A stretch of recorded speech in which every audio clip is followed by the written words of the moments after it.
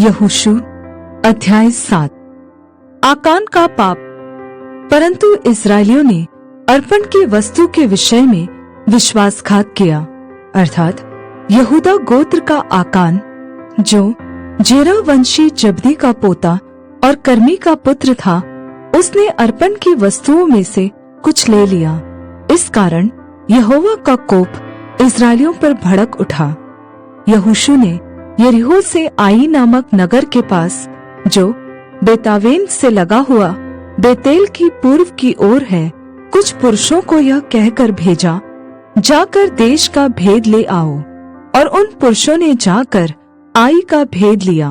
और उन्होंने यहोशू के पास लौटकर कहा, सब लोग वहां न जाए, कोई 2-3 हजार पुरुष जाकर आई को जीत सकते हैं। सब लोगों को वहां जाने का कष्ट न दे, क्योंकि वे लोग थोड़े ही हैं। इसलिए कोई 3,000 पुरुष वहां गए, परंतु आई के रहने वालों के सामने से भाग आए।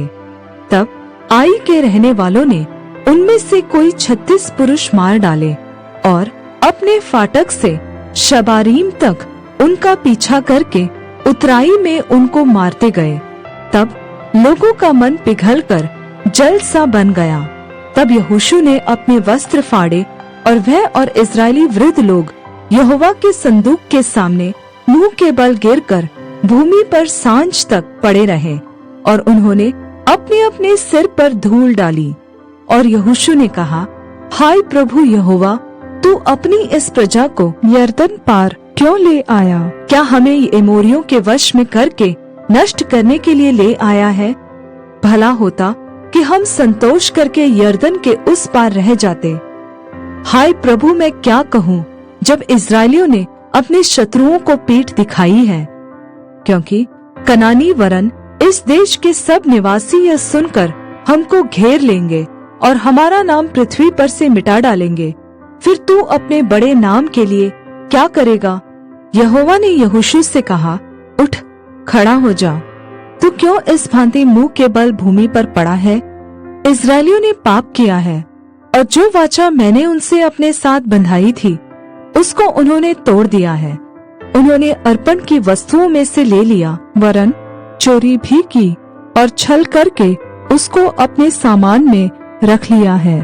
इस कारण इस्राएली अपने शत्रुओं के सामने खड़े नहीं रह सकते। वे अपने शत्रुओं को पीठ दिखाते हैं, इसलिए कि वे आप अर्पण की वस्तु बन गए हैं। और यदि तुम अपने मध्य में से अर्पण की वस्तु सत्यानाश न कर डालोगे, तो मैं आगे को तुम्हारे संग नहीं रहूंगा। उठ, प्रजा के लोगों को पवित्र कर, उनसे कह, सवेरे तक अपने अपने को पवित्र कर रखो, क्योंकि इस्राएल का परमेश्वर यहोवा यह कहता है, हे इस्राएल, तेरे मध्य में अर्पण की वस्तु है। इसलिए जब तक तू अर्पण की वस्तु को अपने मध्य में से दूर न करे, तब तक तू अपने शत्रुओं के सामने खड़ा न रह सकेगा। इसलिए सवेरे को तुम गोत्र गोत्र के अनुसार समीप खड़े किए जाओगे, और जिस गोत्र को यहोवा पकड़े वह एक एक कुल करके पास आए, और जिस कुल को यहोवा पकड़े वह घराना घराना करके पास आए। फिर जिस घराने को यहोवा पकड़े वह एक एक पुरुष करके पास आए। तब जो पुरुष अर्पण की वस्तु रखे हुए पकड़ा जाएगा, वह और जो कुछ उसका हो सब आग में डालकर जला दिया जाए, क्योंकि उसने यहोवा की वाचा को तोड़ा है और इस्राएल में अनुचित कर्म किया है। यहोशू सवेरे उठकर इस्राएलियों को गोत्र गोत्र करके समीप ले गया, और यहूदा का गोत्र पकड़ा गया। तब उसने यहूदा के परिवार को समीप किया, और जेरा वंशियों का कुल पकड़ा गया। फिर जेरा वंशियों के घराने के एक एक पुरुष को समीप लाया, और जब्दी पकड़ा गया। तब उसने उसके घराने के एक एक पुरुष को समीप खड़ा किया, और यहूदा गोत्र का आकान, जो जेरा वंशी जब्दी का पोता और कर्मी का पुत्र था, पकड़ा गया। तब यहोशू आकान से कहने लगा, हे मेरे बेटे, इस्राएल के परमेश्वर यहोवा का आदर कर और उसके आगे अंगीकार कर, और जो कुछ तूने किया है वह मुझको बता दे, और मुझसे कुछ मत छिपा।